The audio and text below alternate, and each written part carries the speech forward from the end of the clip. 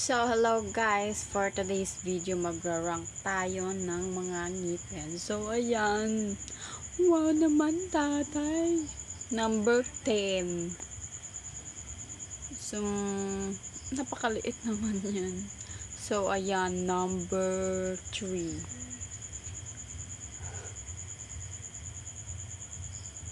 Putol-putol ah. So, number 8 katay.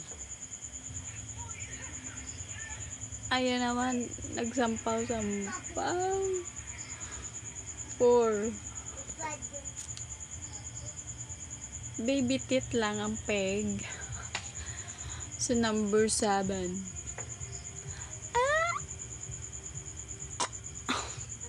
Number 9. So, number 5 katol. Wow! Ayan ang perfect. Perfect teeth, sir. Number 1. Yan naman, tsakto lang. Number 2. Napakalinis.